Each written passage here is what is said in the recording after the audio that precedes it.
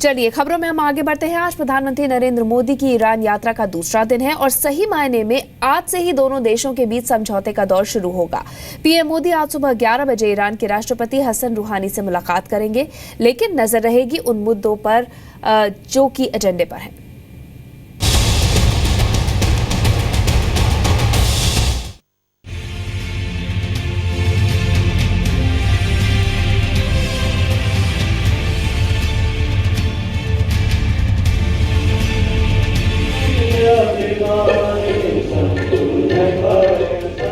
विश्व के सब लोगों को हम अपने बना लेते हैं, अपने में समाहित कर लेते हैं, क्योंकि हम वसुधैव कुटुंबकम, पूरा विश्व ही हमारा एक परिवार है। प्रधानमंत्री मोदी की ईरान यात्रा पर न सिर्फ पाकिस्तान और चीन बल्कि पूरी दुनिया की नजर है, क्योंकि भारत इस दौरे के जरिए व्यापार के कई ऐसे रास्ते तलाश रहा है जो भारतीय कारोबार को दुनिया के कई दूसरे हिस्से से जोड़ेगा। आज नरेंद्र मोदी जी के नेतृत्व में आज ये करार हो रहा है, ये निश्चित रूप से हमारे दोनों देशों के लिए एक बहुत बड़ी उपलब्धि है। प्रधानमंत्री मोदी आज ईरान में राष्ट्रपति हसन रूहानी और वहां के सर्वोच्च नेता अयतुल्ला अली खमैनी से मिलेंगे और इन मुलाकातों का जो सबसे बड़ा एजेंडा होगा वो है चाबहार पोर्ट। कि भारत और ईरान के बीच में एक नए युग की ये शुरुआत है, जिसकी शुरुआत अटल बिहारी वाजपेयी ने की है और आज उस गेट को ओपन करने का काम प्रधानमंत्री नरेंद्र मोदी जी ने किया है। चाबहार पोर्ट के तैयार हो जाने के बाद भारत और ईरान सीधे ट्रेड कर सकेंगे। भारतीय या ईरानी जहाजों को पाकिस्तान के रूट से नहीं जाना पड़ेगा।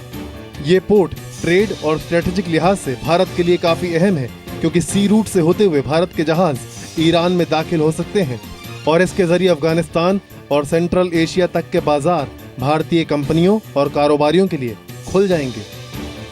ग्वादार के ऊपर चाइना और पाकिस्तान की एक्टिविटीज को देख सकते हैं। साथ ही साथ हमको land, sea and rail linkage मिल जाएगा अफगानिस्तान के साथ। हमारी अफगानिस्तान में बहुत बड़े पैमाने पर ओवर $2 बिलियन इकोनॉमिक एड है। कुछ और हम कर रहे हैं बहुत कुछ अफगानिस्तान में, लेकिन क्योंकि हमारे पास कोई रेल या लैंड लिंक नहीं था तो ये बड़ी कमजोरी थी हिंदुस्तान की। ये कमजोरी पूरी हो जाएगी। साथ ही साथ हमारी ऑयल सिक्योरिटी, एनर्जी सिक्योरिटी को बहुत बड़ा बूस्ट मिलेगा। चाबहार पोर्ट के बाद इस दौरे को लेकर भारत की निगाह गैस सेक्टर से जुड़े समझौते पर है। आज भारत ईरान के बीच फरजाद गैस सेक्टर पर भी डील हो सकती है। भारत लंबे समय से ONGC विदेश लिमिटेड द्वारा फारस की खाड़ी में खोजे गए फरजाद बी गैस फील्ड को डेवलप करने का राइट चाहता था। दोनों देश अब इस पर आगे बढ़ सकते हैं। भारतीय ऑयल कंपनियों को इस स्कीम से काफी फायदा होगा। ईरान की संसद मजलिस से अभी न्यू ईरान पेट्रोलियम कॉन्ट्रैक्ट को मंजूरी नहीं मिली है। इस कॉन्ट्रैक्ट के तहत OVL कंसोरियम को फरजाद बी फील्ड दिया जाएगा। ईरान में गैस सस्ता है, बिजली सस्ती है और हमारे देश में विशेष रूप से गैस की कमी है। स्वाभाविक रूप से जो स्टील इंडस्ट्री है, एल्यूमिनियम इंडस्ट्री है, वहाँ गैस भी है और बिजली सस्ती है, तो ये इंडस्ट्री यहाँ डेवलप हो सकती है। भारत और ईरान के बीच जो बड़े समझौते होने हैं उनमें तीसरा महत्वपूर्ण मुद्दा है ऑयल इंपोर्ट। भारत पहले ही ईरान के oil and gas field, petrochemical और फर्टिलाइजर्स प्रोजेक्ट में $20 अरब का इन्वेस्टमेंट करने का खाका तैयार कर चुका है। भारत ईरान से तेल इंपोर्ट बढ़ाने और नेचुरल गैस के पॉसिबल शिपमेंट के मौके तलाश रहा है। भारत ईरान के साथ ऑयल इंपोर्ट को डबल करना चाहता है। भारत ईरान से क्रूड ऑयल का सबसे बड़ा बायर है और कम से कम 4 लाख बैरल प्रतिदिन इंपोर्ट करने का टारगेट है। भारत अब ईरान से हाइड्रोकार्बन सेक्टर में सहयोग चाहता है। जो पेट्रोलियम प्रोडक्ट्स है वो हम लोग यहाँ बना सकते हैं। इतना ही नहीं तो हमारे देश में यूरिया की बहुत बड़ी आवश्यकता है, जो किसानों के लिए उपयोगी है। यहाँ जो गैस की दर है उसके बारे में भारत सरकार चर्चा कर रही है।